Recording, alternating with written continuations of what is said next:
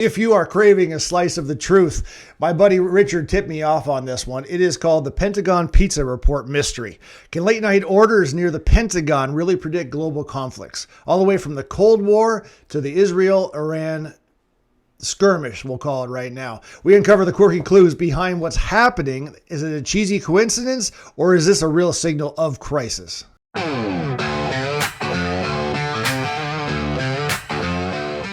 All right, let's start at the beginning, okay? The Pentagon Pizza Theory, sometimes called the pizza meter or the pizza index, goes back to the Cold War. See, the Soviet spies, believe it or not, they watched pizza, not because they loved it, but because they would watch the number of orders that were coming into the Pentagon and at what time. So if a lot of pizzas were ordered, they would know, hey, something's going on. The government is gearing up for a big military push or a move, and you start looking at it like, all right, who needs spy satellites when you got Papa John's and Domino's? But all right, so here's how it works though. The Pentagon, 30,000 employees, okay? All spread out in a very large building, obviously. The crisis hits. Those people are not making gourmet meals, okay? They're like, all right, we got to hunker down and get some food, get some energy, some protein, whatever you want to call it. The pizza delivers to you, but there are ordering pizza, okay? So Los Angeles Times have commented on this, the Chicago Tribune as well. They understand that before huge events, all the pizza places around, okay?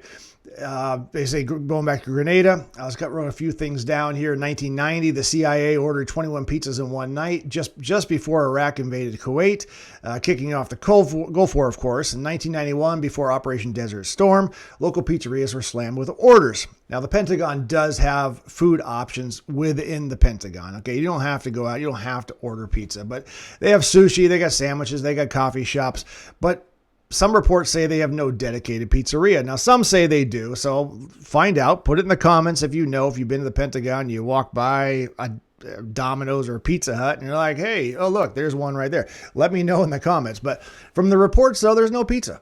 Quick break. Before I posted this, I was talking to one of my friends at a meeting, and I was talking about it, what the video was about, and he says, yeah, I've been to the Pentagon before. They have all kinds of foods. They got everything you could want. And I said, all right, is there a pizza place? Looked, he thought about it, and he goes, you know, I can't remember a pizza place there. So if you've been to the Pentagon and you know they have a pizza place, put it in the comments, what it was, how it was, all the details about it. Let us all know, so we all know that there is, in fact, maybe a pizza place in the Pentagon. All right, back to the video. So let's talk about what happened recently, okay? What tipped my buddy Richard off? Because again, he literally told me that something was going on without knowing anything was going on because he reads this report. So at Penn Pizza Report, okay, they have an X channel and a bunch of others too on other platforms, but they posted about a huge surge on June 12th, 2025, okay? All the Domino's around the Pentagon at 6:59 p.m. got a lot of orders. Then an hour before closing on June 13th, they reported extremely high traffic. So guess what happened next? Hours later, Israel launched Operation Rising Lion, a massive airstrike on Iranian targets, including nuclear facilities.